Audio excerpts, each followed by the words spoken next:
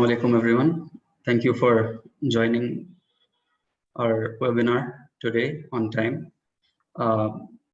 We have over 40 participants, so without any further ado, we'll get into the proceedings.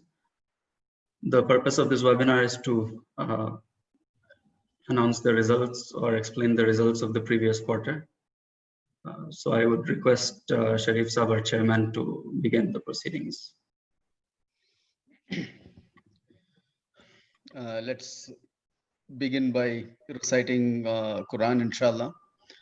أعوذ بالله من الشيطان الرجيم بسم الله الرحمن الرحيم الحمد لله رب العالمين الرحمن الرحيم مالك يوم الدين إياك نعبد وإياك نستعين اهدنا الصراط المستقيم صراط الذين أنعمت عليهم غير المغضوب عليهم ولا الضالين.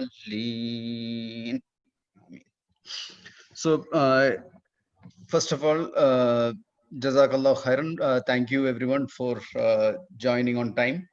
We do anticipate that a few more people will join as the time goes on. Can we move to the next slide?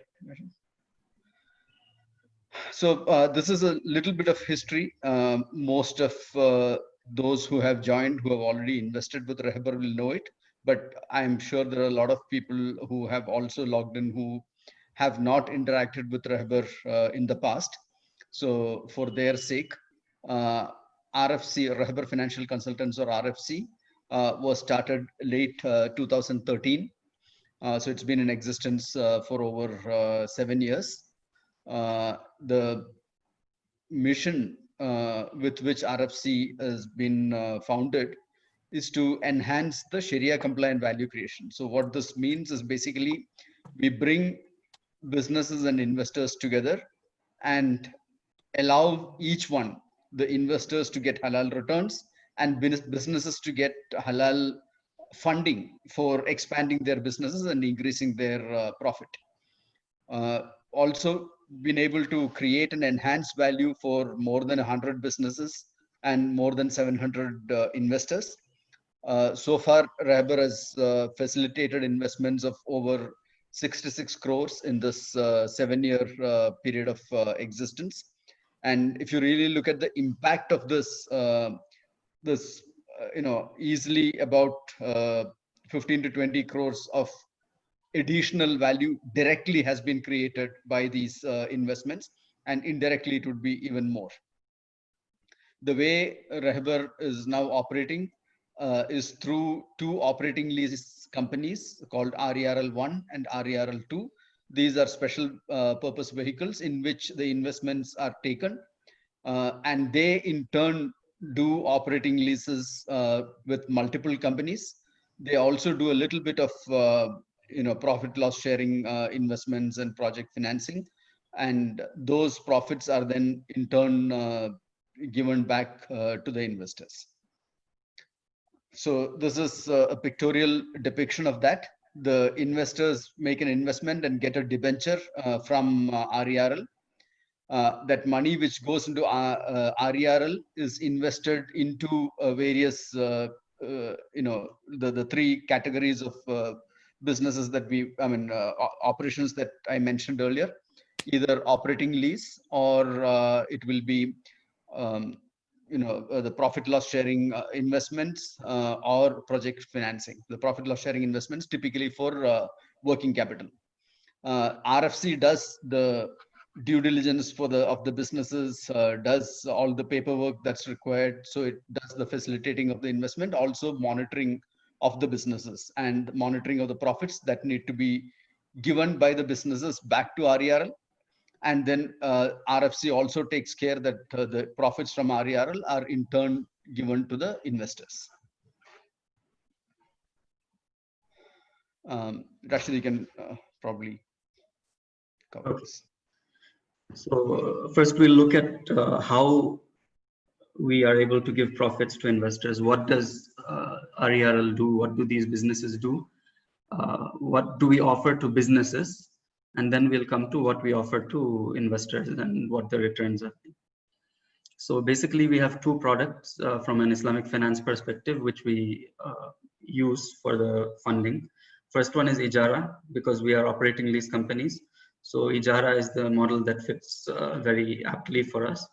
So asset-based lease financing for commercial vehicles, equipments, plant and machinery. All this can be done through the Ijara model. And it also includes sale and lease back, meaning that if a business has already purchased assets, but now it needs funds for working capital, it can sell those assets to us and lease it back from us, so that that capital is then freed up to be used for other working capital needs. So the benefits of Ijara for the business is that there's no down payment. The whole asset is purchased by us. And there's up to 40% lower monthly payments for the business. Then the whole rental that it pays is tax deductible. And effectively, the equipment pays for itself. The second model which we use is Musharaka. Musharaka in Arabic means partnership or a profit sharing type of a structure. And here what happens is that it's a debt financing. So usually people, when they think of Islamic finance, they only think of equity, that you have to buy a share or get a partnership in the company. But in the Indian tax and legal framework, that becomes very tax inefficient. So what we have structured is we have a debt financing that is on the books. It is as a debt, that is the business has borrowed from us, but it's a profit sharing debt. So instead of having a fixed interest rate, what happens is there is a profit that the business shares with us.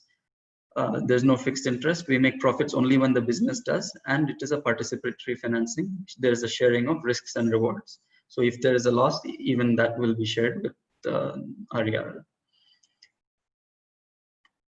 So some features that are common to both of these is that the tenure is flexible. The capital can be unlocked. Equity dilution does not happen. It is a hassle-free process for the business, and with all applicable laws and regulations. And we have a transparent fee structure as well as a costing structure with businesses. So broadly, we can classify it. The first one, Ijara, we call it as operating lease, and Musharaka can be either profit sharing loan or project finance. And these are the salient features that we offer to the businesses.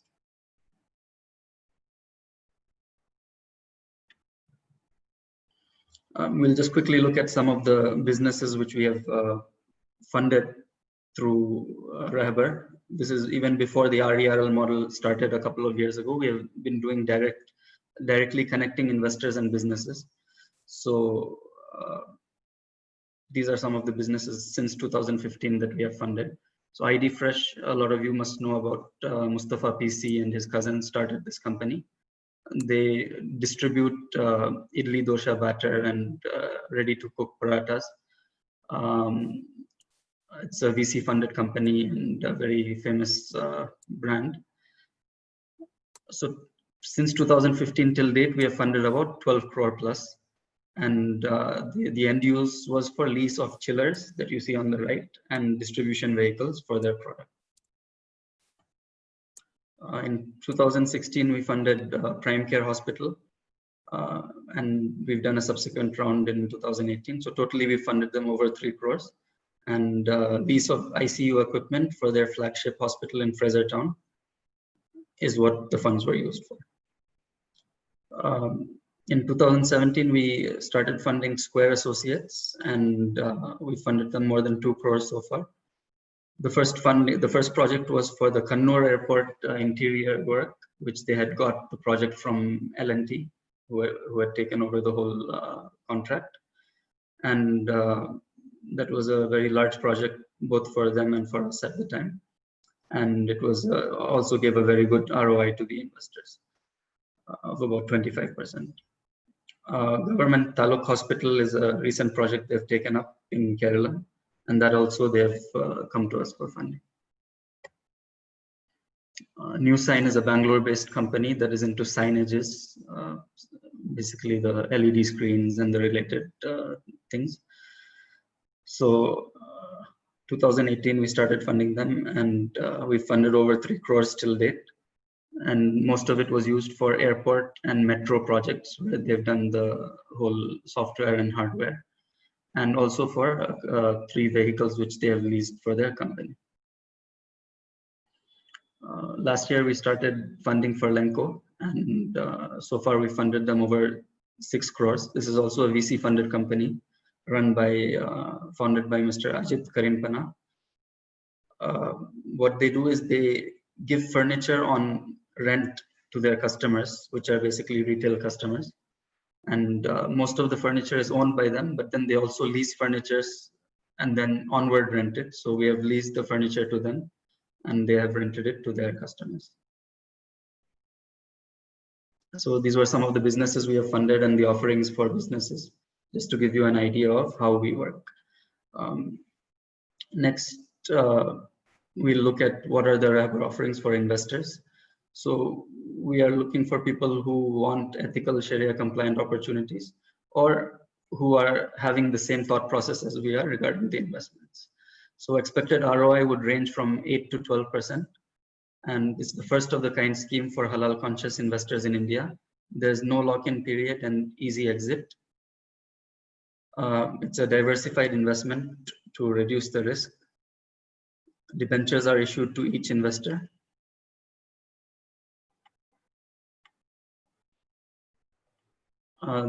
So when we say there's no lock-in period, basically what we are saying is that you don't have to stay invested for 1 year or a particular period of time. If there is a need for the funds before that, you can ask us for exit. And for exit, we ask for a 2-month notice period, but generally we give exit within 1 month. We conform to all the highest standards in compliance. So we have the top, CA firms as the auditors for the SPVs. And we have regular touch with company secretaries as well to ensure that all our processes are in line with the legal requirements. Then we have diligent screening and rigorous financial analysis for the businesses. So we have a team which comprises of people from the banking industry, finance background, who do a regular and rigorous financial analysis for each of the deals. And then even post the investment, there is regular monitoring and we follow the best practices of the finance industry. And we have guidance and certification of prominent Sharia scholars. So now we'll just look into the numbers for the last quarter, that is April to June 2020. So the investment that we had in the 2 SPVs combined from the debenture holders was about 30 crores. Out of that, 28 crores was deployed. Cumulative disbursement basically means since we started the SPV model, how much have we disbursed? So 66 crores is what we've disbursed since RFC was founded in 2013. But since RERLs were founded in around 2018, we've disbursed about 40 crores. The reason the deployment is less than the cumulative disbursement is because some amount has been received back and then again dispersed to other businesses. Gross profit for this period was about 1.1 CR, and out of which we have transferred about 19.5 lakhs to reserves. So the accumulated reserves has now reached about 50 lakhs. Expenses for the quarter. So we've consciously taken a call to increase the transfer to reserves because of the economic slowdown and anticipating that there could be certain bad debts due to that. Expenses for the quarter in the SPVs is about 5 lakhs, and net profit for the quarter is about 86.5 lakhs. Out of that, RFC charges a fee of 2% per annum, 0.5% per quarter. So about 15 lakhs was the fees that RFC charged, and the amount then distributed to the debenture holders is about 72 lakhs, which translates to a net return on investment of 9.7% per annum. Gross return on deployment is about 14.9% per annum. So the difference is due to the reserve, the fees, the expenses. Deployment, also the 100% amount was not deployed. So deployment to investment ratio is about 94%. This is a breakup of the figures into how much has happened in RERL 1 and how much in RERL 2, which is given the sums which you saw in the previous slide. Looking at the return trends for the last 5 quarters, So you can see that the last 2 quarters we've been below 10%, 9.8% and 9.7%, mainly due to the pandemic and the related slowdown. We expect this to be the range for a few more quarters as well. Also, it depends on other things like the amount, the percentage deployed and so on. So you can see that in the last 5 quarters, the orange line basically shows the deployment ratio. So out of the total amount that we have as investment, how much of it was deployed.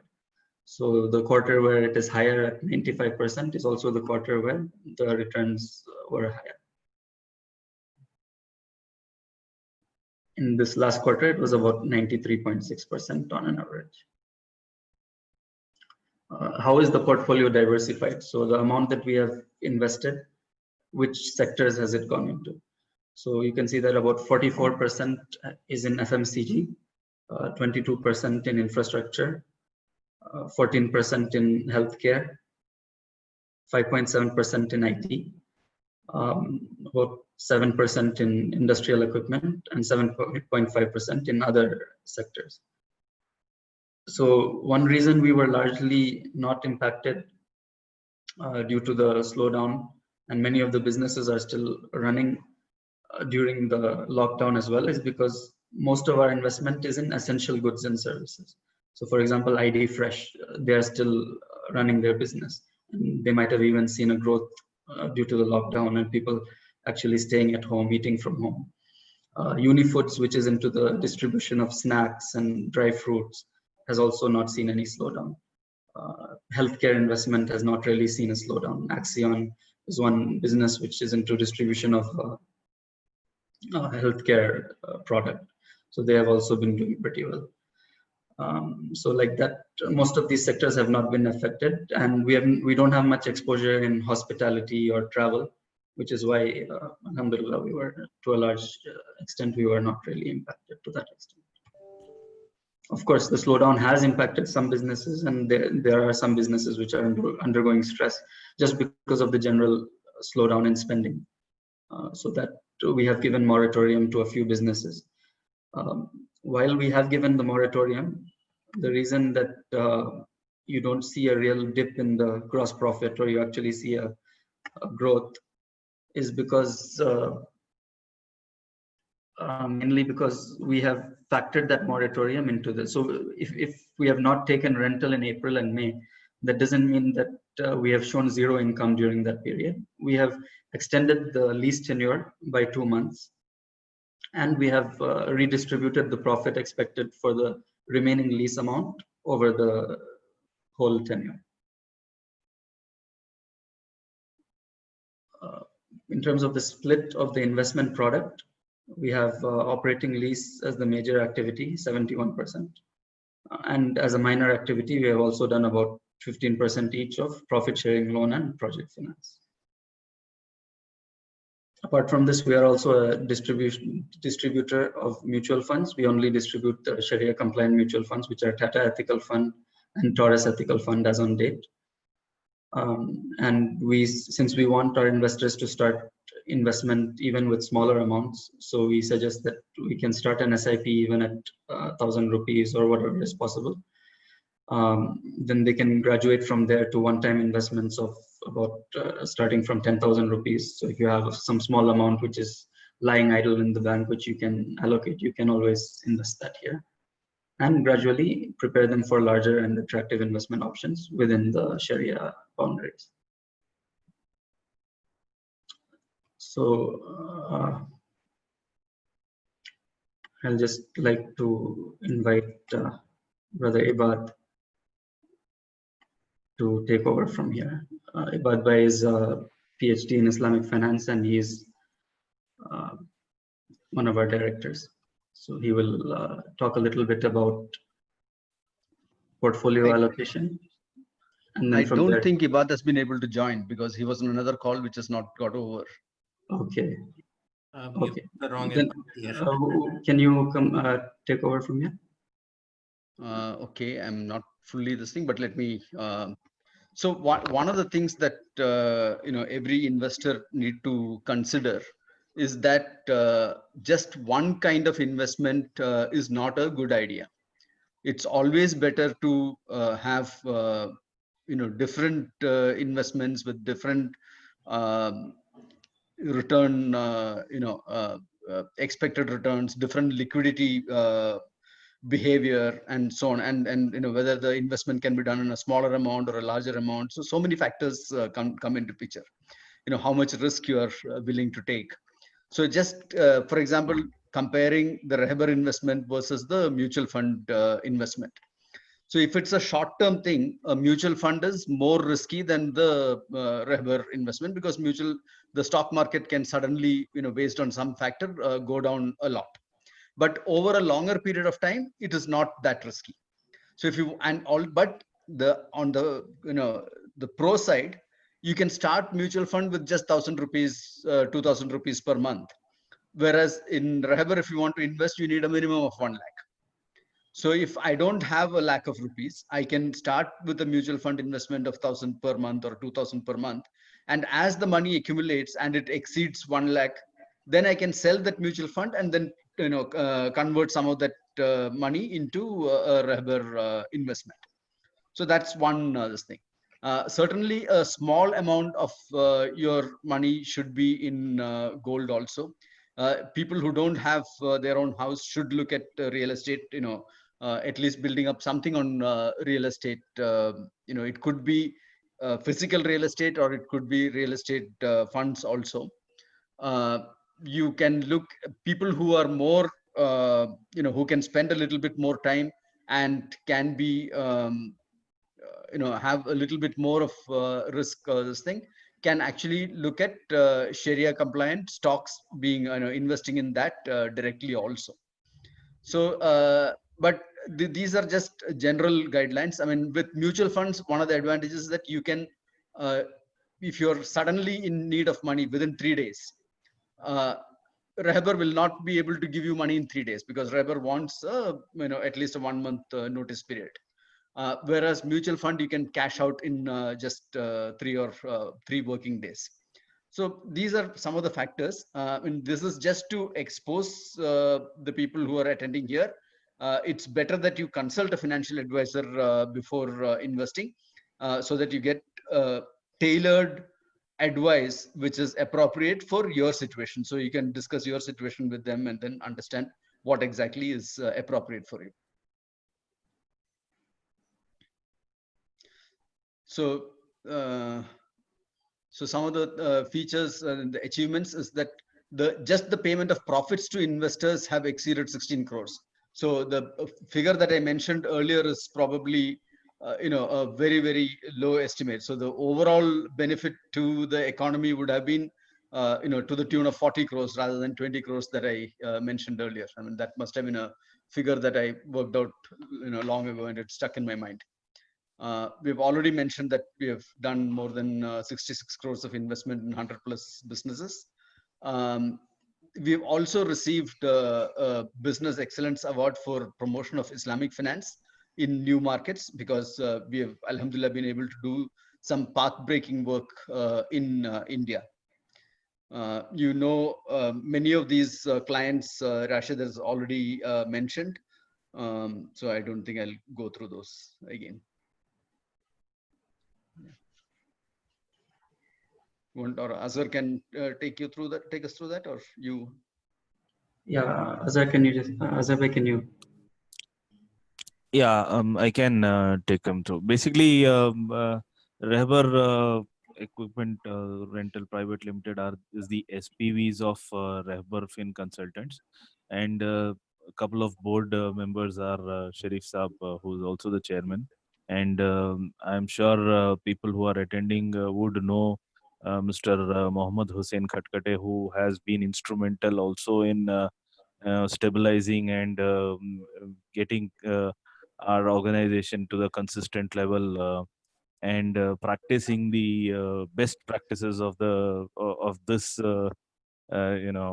this industry or segment, which is rather not available in the country, made it available to people who have been benefited out of this, alhamdulillah. And the other director is brother Ali Sharif. who's been who had been a director in a company, in a Fortune 500 company called Deloitte, and he's an MS from London School of Economics. He's out of and an IIM MBA as well. He's out of Deloitte, and he's a principal now in the other initiative what Rehbar has been able to incubate, which is Mount Judy Ventures 2 years ago. I'm sure Sharif Saab would touch up on Mount Judy Ventures before the closing of the ceremony, inshallah. And as we were discussing on the session about Brother Ibad, I'm sure couple of us would have spoken to this gentleman. He has been in this Islamic finance field for quite some of time. He's a PhD holder in Islamic finance. He's also one of the principal in Mount Judy Ventures, and actively contributing to his best practices to Rehbar as well. And C.H. Rahim Saab, who probably might not know him, has been the co-founder of AICL. And if we talk about C.H. Saab, it is Kim's that comes in the, on the face of it, apparently. He also represents Kerala region for us as a director. And Ismail Said Saab, Muhammad Ismail Said Saab has been the face for us in Tamil Nadu region. He is an MBA and a PhD as well. He also is a director for a cause of a noble activity in Chennai called Manamuna Academy. I'm sure people from this region would recollect Manamuna, which is one of the prominent academy in this region. Besides, I mean, just would want to brush up to the entire group that, we always talk about being Sharia compliant and Sharia compliant and Sharia compliant. Basically, this segment of it being Sharia compliant is to ensure that, there are scholars, a board of scholars who comply to say that whatever we are practicing here is compliant as per the guidance of the Almighty's and the disciples' writing. So we have established a proper Sharia compliance board, which has got a spread of muftis who are there in the screen. I'm sure they are geographically also spread. So the one of them is from Pune and Bangalore and Hyderabad, and they're very well and prominent scholars in this in their field. And never to say the executive team who is led by Mohammad Ashrafullah Saab, who has been the CEO, the current CEO, being taken over from Mohammad Hussain Khatkate Saab this financial year, has also been certified internal auditor, being certified from US. And his last assignment has been head of risk review in Dubai Islamic Bank. He also carries a 4-decade experience in banking and Islamic banking. So 2 decades has been with traditional banking in the country, and 2 decades has been overseas. And then myself, Rashid Bhai, and the others, Tanvir Bhai and Iftikhar Bhai in the team, who's been instrumental to get this organization to this level, alhamdulillah. Rashid Bhai, to the next. Yeah. Thank you, Azhar Bhai. So I think now we can directly get into the questions. I'm sure a lot of people have been sending their questions to Azhar Bhai on chat or on WhatsApp. So if Azhar Bhai can just let us share the questions and address it to either myself or Sharif Saab, or if you want to take any of the questions, you can do so. There's a very interesting question which Brother Shamil has raised. I'll just read out this question. I think that it would interest others as well. He says, one of my friend from Middle East who used to be getting a return of around 4%, especially from Islamic banks. Probably he's referring to the Islamic banks of Middle East, is asking how Rehbar can offer 9+%. So if Sharif Saab can take this and answer the gap between 4% and 9%, Sharif Saab. So I'm not sure if the return that he was getting was in Indian rupees or in in dirhams, because if it is in dirhams, then you also have to take into account the rupee depreciation aspect of it, right? So a 4% return is probably equivalent to an 8% return in India, because on an average, rupee depreciates by roughly 4% per annum. So there isn't much difference really between the returns that he's been getting there and the returns that we are providing here in India. So that's first thing. Second thing is, even given all that, first of all, we have been giving, alhamdulillah, more than 9%.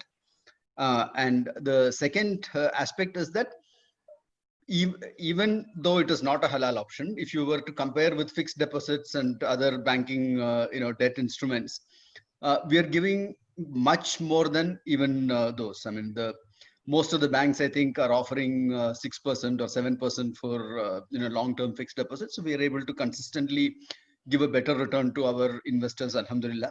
But that's because there is also a risk factor, and there may be some quarter, some unforeseen circumstances because of which our return may come down in the future. Thank you, Sharif Saab, for this detailed explanation. I hope people would have followed. Nevertheless, the other factor also is that when there is a return, there is a cost of fund as well, which I think we should touch upon. So Middle East cost of fund is more or less zero, and hence giving a 4% over there at the Middle East at dirhams is also not a Hercules task, in addition to what Sharif Saab had said. So let's get on to the next question. I can probably say Rashid Bhai to answer this question. Mr. Tahir has raised, do you invest in real estate projects? So if Rashid Bhai, if you can take sure. up. So far we have been avoiding investment in real estate per se, especially for a few reasons. One is that they tend to be very long projects, whereas for our project finance, I'll just show you the screen. So we look at projects from 3 months to 12 months tenure. Real estate projects can tend to go much longer than that. Secondly, real estate projects, there are other Sharia compliant options. You can go for a JV with someone. There are structures through which Sharia compliant funding can be raised. A lot of builders are also giving Sharia compliant options now. So that is the reason we have so far not really got into real estate per se. However, housing, in the last quarter, we have done one deal on a pilot basis, and we plan to do a few more in Bangalore on a pilot basis, where if a person can identify, a salaried person identifies a flat and says that I want to buy this flat, and he is creditworthy and he has sufficient income to pay that back along with our profit, then definitely we can look at housing in the future, inshallah. But real estate as of now we have avoided, and I think it has served us well in this current downturn. Thank you, Rashid Bhai. There is another question. I can probably take this question. Brother Abdul Rashid has raised question saying, which are the Sharia compliant stocks where we can invest? Brother, I just would like to reiterate to you that there is a company called Tahsis, which has been spearheaded by Mohammad Hussain Katkate Saab, who is our director and has been our CEO in the past. They have a Sharia index, both in BSE and NSE. Probably you can, take your reference from that Sharia index and make your investments, inshallah. Hope this question has been answered. The next question is probably, I'm sure either Sharif Saab or Rashid Bhai can answer, but Rashid Bhai should take up this. What is the percentage of NPA managed by Rehbar is a question which is raised by brother Nizamuddin Ahmad. So in the RERL structure that we have, it's the amount that is due to us that is outstanding is less than 1 crore. So 1 by 30 would be around less than 3%. 30 crores being the total deployment that we have done through RERL. Of course, in the previous model, where we had direct investment by investors in projects. There are some other some more amounts that are outstanding. Also, initially we had done some social deals where we wanted to support a person, but then there were other loans that he had, and he used the funds instead of using it in the business. It was used to repay those loans and so on. So in social deals, there is a larger amount of NPAs, but in the current portfolio, alhamdulillah, it's well below 5%. Thank you, Sharif Rashid bhai. The other question is Brother Abdul Rashid has asked. He's saying mutual fund like Tata Ethical Fund. How can I know the different plans? I mean, how somehow someone can help me to decide how much I should invest and things like that. I think Brother Abdul Rashid can connect with us, or we will connect our investment team with you to probably take you through on what are the plans that are there. However, Sharif Saab has already given an explanation that if you feel that you need to get a good investment advice, it is always advised to have an investment advisor's view on this, giving your personal details and getting your plan appropriately apportioned, inshallah. So the next question is from Mr. Muzammil. I'm still not clear about one thing, that if I hold RERL debentures for more than 10 years, I will become a partner. Can you please explain in detail as to what happens if I hold it for 10 years? So, Okay. yeah. So basically, the idea is that the debentures that we are issuing is compulsorily convertible debentures. So there are two types of debentures. One is a non-convertible debenture, and the other is a compulsorily convertible debenture. NCDs have certain other restrictions, and they also come under certain regulations which make it difficult to give a profit sharing type of a structure, which is why we went for CCDs. And in CCDs, the maximum tenure is 10 years. So we cannot have a CCD that converts after more than 10 years. So for that reason, we have kept the maximum tenure. What we tell investors is that what you can always do if you want to continue to get the quarterly return is that in the 9th year, you can exit that CCD and subscribe to a new CCD. So you'll get another 10 years that way. Or you can continue, let it convert, become a shareholder. Then what will happen is, instead of the quarterly return, we will do an annual calculation and declare an annual dividend. But since the annual dividend has to be after tax, it is possible that that dividend will be less than the quarterly dividend that you would have got if you had stuck to your CCD. I've also got I hope that answers that question. I've also got a question from Mohsin Saab. What are the assets currently under management by RFC? I mean the AUM amount. So we had seen that. I'll just go back to that slide. So this, if you look at the average deployment made, that was for the previous quarter, it was about 28 crores. If you talk about on date, it's about 31, 32 crores. Azhar. Okay. I hope your question also was completely answered. Next question is from Nasir Saab. He has, his question is typical, like all investors who are very keen to know. The last year return ranging was between 10 to 14%. Now the range shows 8 to 12%. Any particular reason is what he wants to kind of try and understand. So if Sharif Saab can pitch into this, would be of great help to the team. So the return that Rehbar gives is basically mostly will be reflective of the growth of the country or the areas that we are investing in. And everyone must be seeing now in the newspapers and other channels that India's growth is expected to be very low, below 4% or even negative in according to some experts. Whereas in the previous years, the growth was 7-8%. So on an average, we've been able to do better than the growth of the national, the nation's GDP. And given the COVID, given the impact of demonetization, and given that it will take some time for us to recover, for us in the sense the Indian economy to recover from all these hits that it has taken. So we have revised our expected returns based on the reality that is there in the ground today. Thank you, Sharif Saab. I hope we're rather up the curve than being in line to the industry standards. I think Alhamdulillah. CH Rahim Saab is there. If he wants to add something to this answer, I think he's probably better. I'll just unmute. Yeah, please. I don't see him. I think he might have dropped out. Yeah, I think he's Okay. dropped out.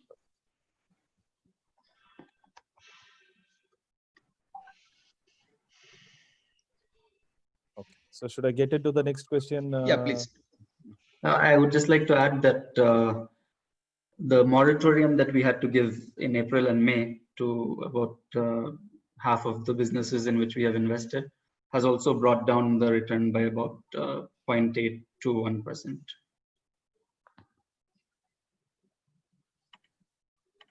Okay, thank you, Rashid bhai and Sharif Saab. So there's another question on mutual funds. So they said that Ibadur Rahman Saab from Bangalore is trying to understand, saying how have Taurus and Tata Ethical fared in terms of performance comparison of other mutual funds and the current COVID crisis. Is it advisable to invest in mutual funds currently? Is what his question is. I'll take that. Yeah. So it really depends a lot on the timing in which you invested.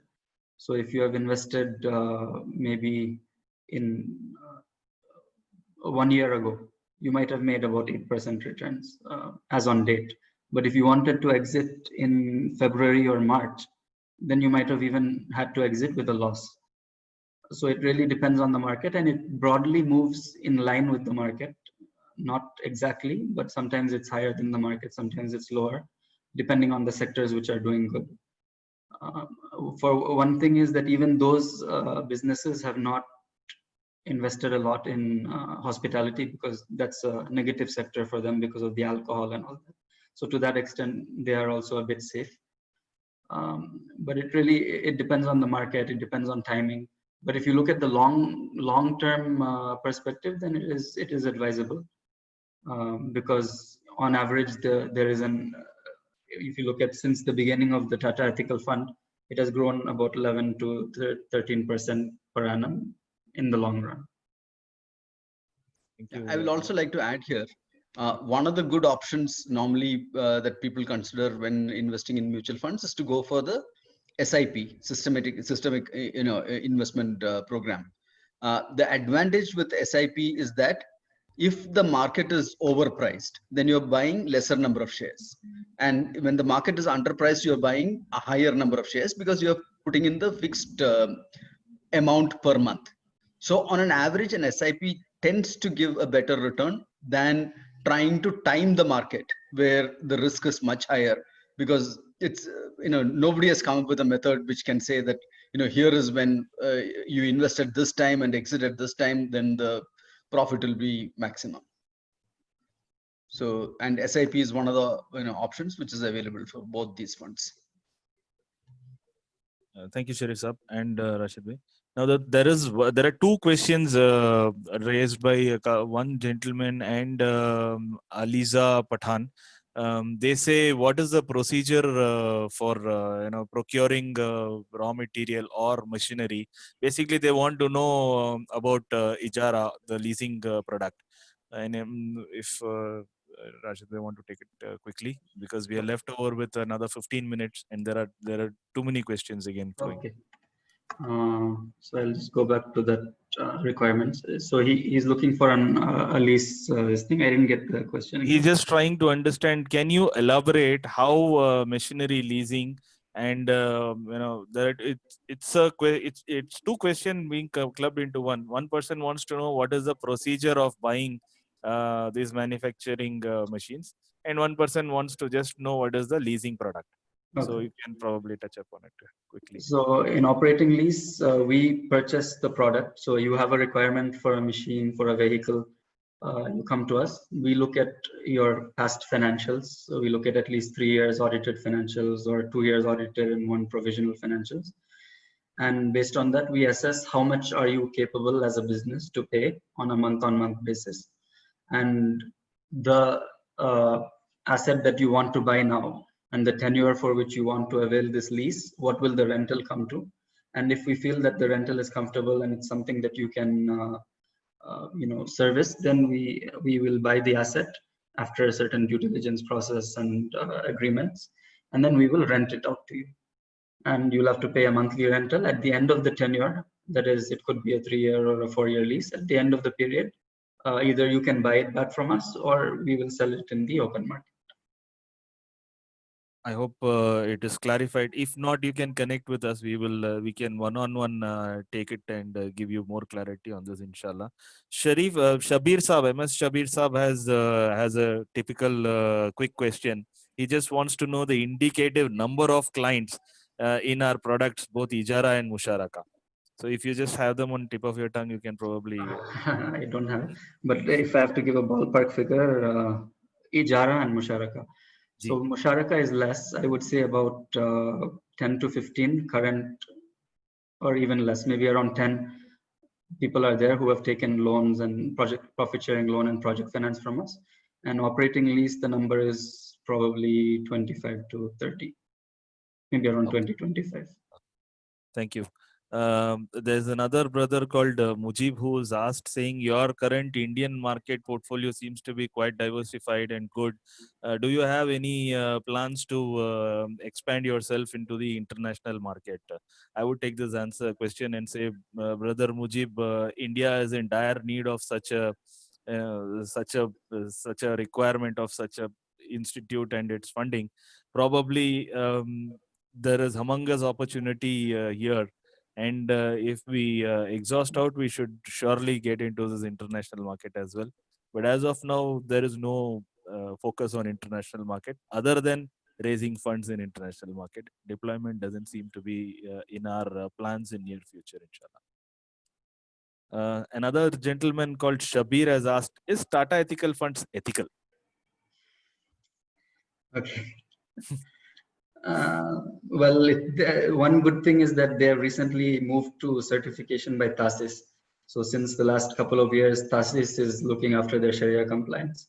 So from that perspective, I think we can rest assured that the stocks that they have purchased are because TASIS has a more rigorous and more strict Sharia compliant norms than the other, the Dow Jones and the other Sharia compliance IOFI as well. So from that perspective, I would say that yes, you can invest in Tata Ethical Fund. I don't have the same comfort in Taurus, but because they don't have this type of certification, they follow one of the other certifications. I think Shabir Saab was trying to refer Tata group company which had a huge debt. Just wanted to add to brother Shabir saying that Tata Ethical Fund is another wing which invests in various companies but not in Tata group companies alone.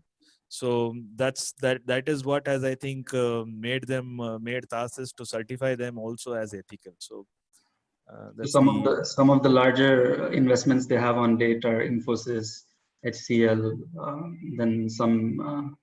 They used to have a lot of automobile stock, but then they've reduced that now because of the situation. Thank you. Would you like to? Okay, so brother Ahmad Kabir has raised a question. Would like to know what is the minimum amount for investment? What is the maximum amount that we can invest? What is the option available for those who doesn't want to utilize the profit share immediately? Can it be kept by Rehbar? What legal documents will be provided once an investment is done? So there are 4 questions with regards to the investment procedure. I'm sure it can be answered in a nutshell for Kabir Saab to understand. So minimum investment amount is 1 lakh. There is no upper cap, so there's no maximum investment amount. But depending on the requirement, we might say that you can stagger the investment based on our deal pipeline. Then the third question was about the legal documentation, which is Minimum, the maximum option and legal. yeah, legal. What we issue is a CCD, a debenture, which is in the name of the investor, and there is also a debenture subscription agreement that you have to sign before you subscribe to the debenture. So brother also wanted to know, Rashid bhai, is that the profit that is being paid back, can it be kept with Rehbar? No, so currently we don't have that option. It's not. We don't have a growth plan. We only have a profit payment plan. So the quarterly debenture profit, we have to pay it out to all the debenture holders. We are working on something that could approximate that. One option that always some investors have adopted is that the profit amount they directly invest it in a mutual fund, say Tata Ethical Fund. So for example, you know that you have a 10 lakh investment, and you know that you're getting uh, maybe around 25,000 every quarter, right? So what you can do is you can have a quarterly SIP where if 20th of July, 20th of October are the dates where the profit is generally credited, then on the 21st or 22nd, you can have an auto debit of 25,000 from your account. So it goes and gets accumulated in Tata Ethical Fund or whatever. Which probably Rehbar can help in facilitating the auto debits and things like that, Rashid bhai? Yes, yes. Thank you.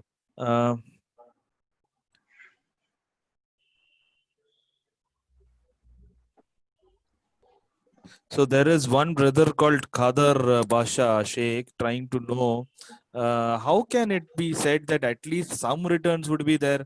Sometimes there may be loss in investment also. As always, getting profit for a business is not possible. So this is one question.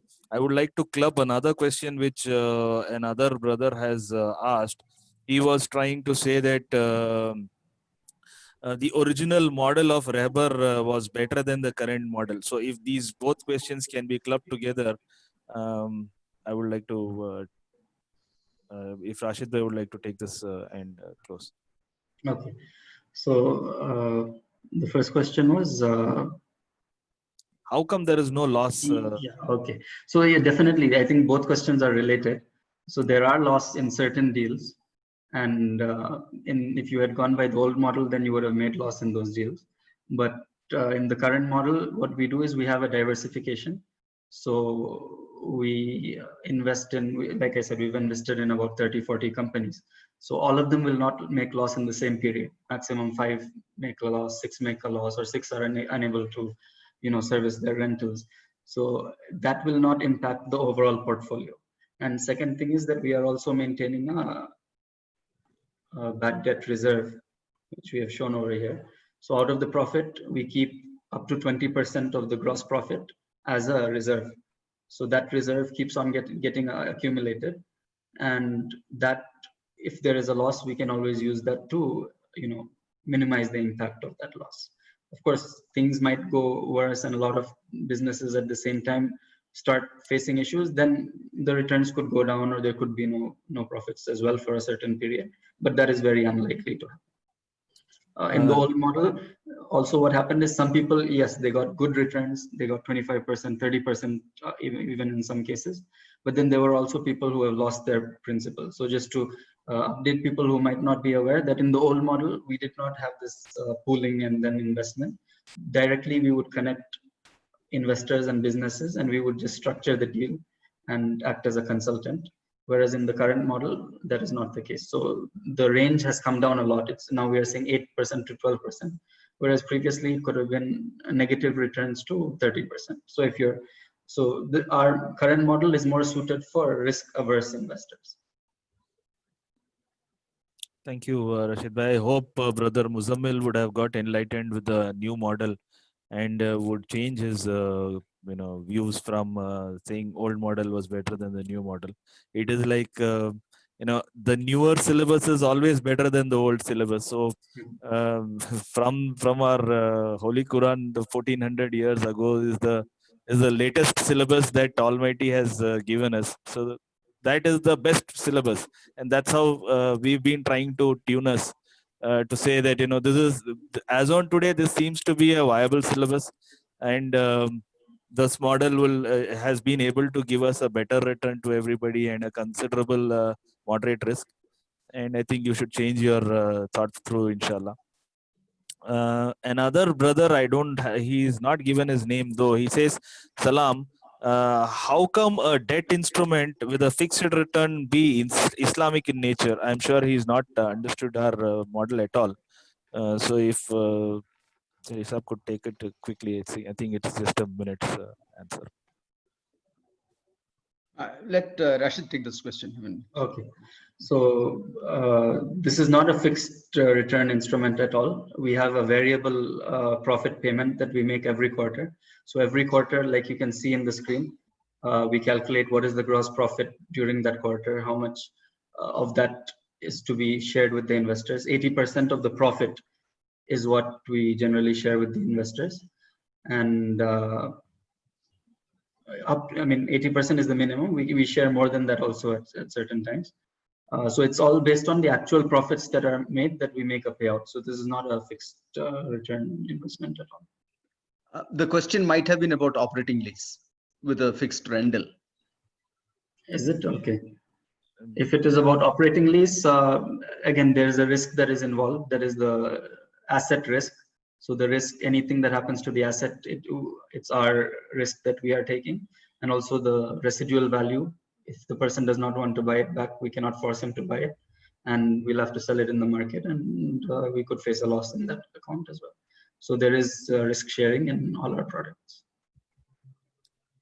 So there are many questions. In the interest of time, I would like to take up a couple of more questions. So brother Adhakar says, how are you going to increase investment value in long term? Are you expecting any IPO in future?